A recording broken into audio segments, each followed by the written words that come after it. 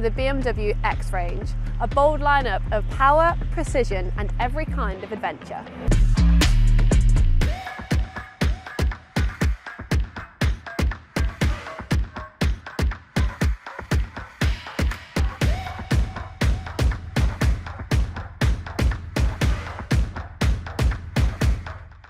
Welcome back to part 2 of our Sit in a BMW X range showcase, and in this video we'll be comparing the pinnacle of the BMW X range, or as I like to call them, the big boys, the X5 and the X7.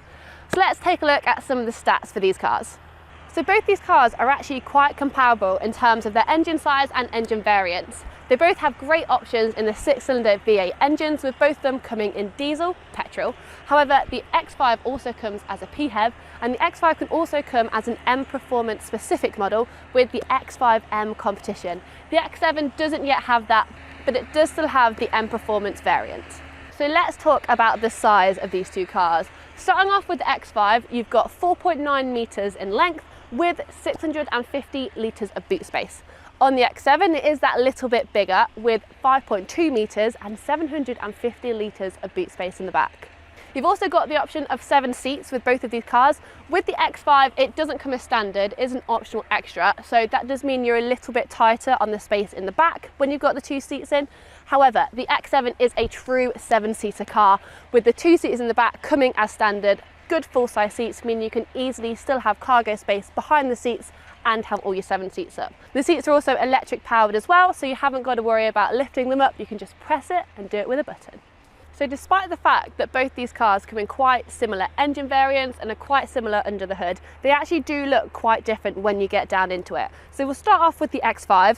You've got the wraparound BMW LED lights, whereas with the X7 you've got the split GKL lights. You've also got a slightly thinner kidney grille at the front here, compared to on the X7 where it's that little bit deeper and a little bit skinnier. Despite these cars still being quite different, you can still see quite a lot of the typical BMW DNA in them. So of course you've got your intakes around the side, you've got your front bumper. They still are very BMW at heart. Moving round to the side of the BMW X5 then, this obviously has got the M Performance pack, so you've got your M logos. This is also the hybrid, so you've got your front charging at the front. This car is fitted with the 22-inch BMW alloys. You've also got the very distinctive swage line here on the X5 that ties nicely into the typical BMW Hofmeister kink. Also following nicely round, you've got your wraparound LED lights that have got these 3D feature effect. Obviously your X5 badging. You can also see your reversing camera here, and you've got your X5 50E badging on it as well. Another key similarity between both these cars is the split folding tailgate, which is a super handy feature to have on them. Just makes you have so much more space in your boot and a lot easier to get everything in. Another handy feature, if you're incredibly lazy like me, you can just press one button here and it closes it all for you.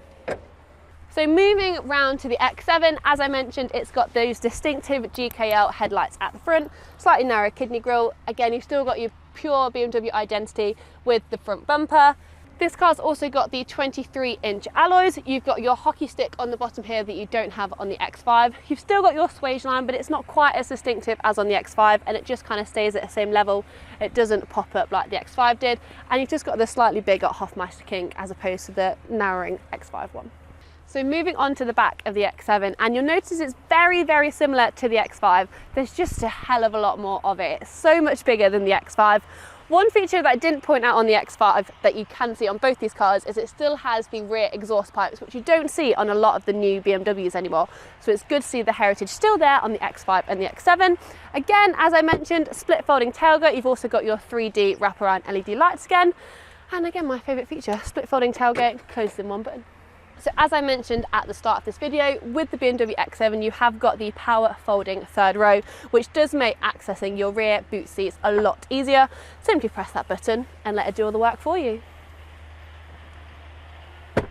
So with the X7 being a GKL car, sitting in the front seat of this car feels super luxurious and very reminiscent of the i7, which is obviously the saloon GKL that BMW offer.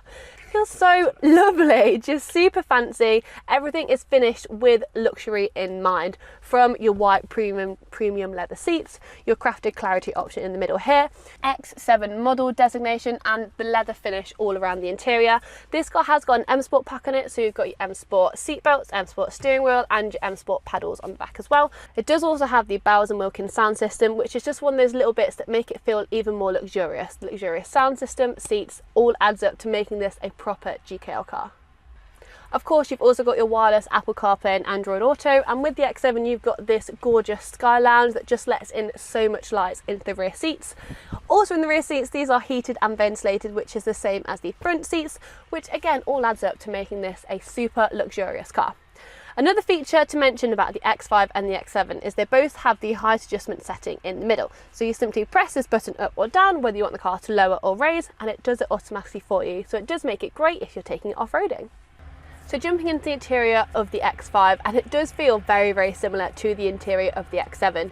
You've still got your padded, heated, ventilated seats in the front, heated seats in the back, your Sky Lounge, your air suspension adjustment. This also has still got the M Sport pack on it, so you've got M Sport steering wheel, seat belts and paddles, X5 model designation, leather interior. This doesn't have the Bowers & Wilkins sound system, but it has still got Harman Kardon sound system, wireless Apple CarPlay, Android Auto, and it's even still got the crafted clarity. The main difference I would say between the X5 and the X7 interior is the X5 just feels that little bit more compact, not quite as much space on the interior, but you're still left with a big car with lots of space, especially if you've got the full family in the back. You're not going to be short of space in this car. The X7 just it pips that luxurious feeling a little bit more, but the X5 still gives it a good run.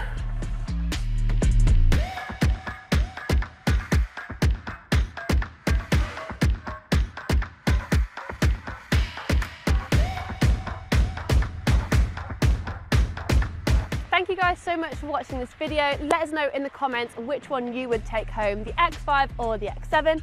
And remember, if you would like any more information on either of these cars, to contact your local Sytner BMW retailer. Make sure to give us a like and subscribe, and I'll see you in another video very soon.